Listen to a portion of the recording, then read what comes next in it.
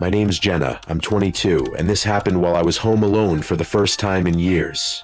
My parents went out of town for a weekend wedding, and I volunteered to stay back to study for finals. We live in a fairly quiet house in upstate New York. Old farmhouse, creaky floors, the kind of place that gets silent after 9 p.m. It was a Friday night. I'd just finished dinner and was watching something on my laptop. Around midnight, I heard a loud thud above me. Not the normal creaks or groans, the house makes this was heavy. Like a box being knocked over. I paused. Our attic is right above my room. It's accessed by a pull-down ladder in the hallway. I figured maybe something fell over old holiday decorations, maybe, but something didn't sit right. I grabbed the broomstick we keep near the door and gently tapped the attic hatch. Nothing happened. Then, just as I turned to walk away, the door dropped open, slowly, with this long, creaking groan. I froze. There was no draft, no movement, just the gaping black square above me. I stared up at it, heart thumping in my throat. A few seconds later, I heard it, a shuffling sound.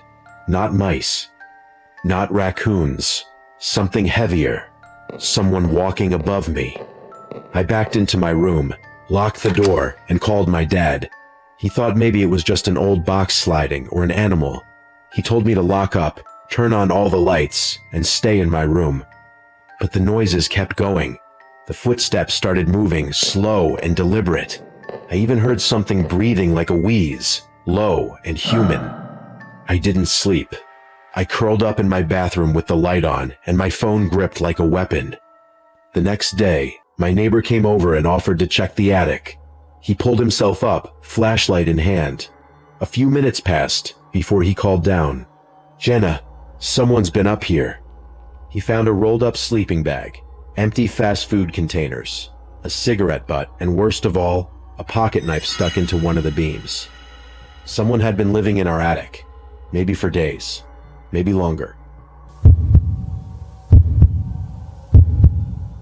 I'm Darius, 17, and this happened the summer before my senior year.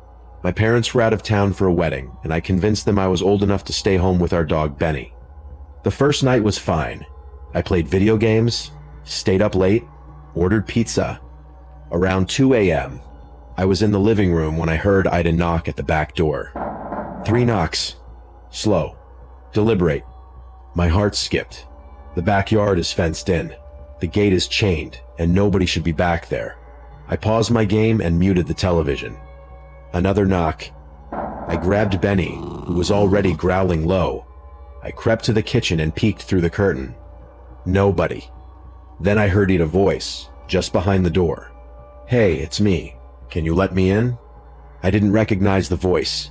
It sounded off, like someone trying to sound normal but failing.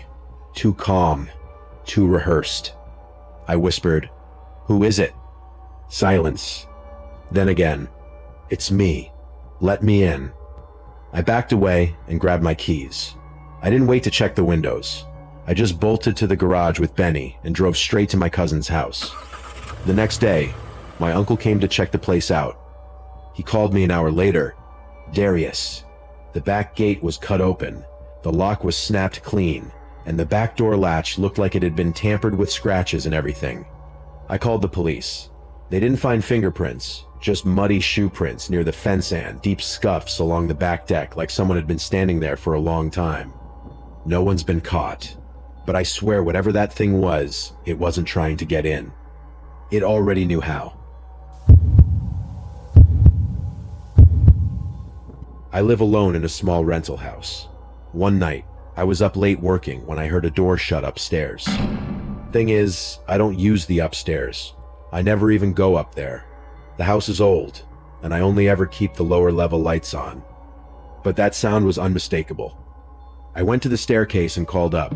"Hello?" Silence. I slowly climbed the stairs, flashlight in hand. The hallway was dusty and cold. I turned toward the guest room and the door was closed. It's never closed. I haven't touched that door in months. I pushed it open slowly, expecting dust, boxes, anything. Instead, I found a sleeping bag, an empty can of soup, and a plastic water bottle still half full. I backed out and called 911. They never caught the person, but the officer told me the windows upstairs hadn't been locked, and there were dirty footprints leading to the attic crawl space. I'd been living alone, but I wasn't really alone.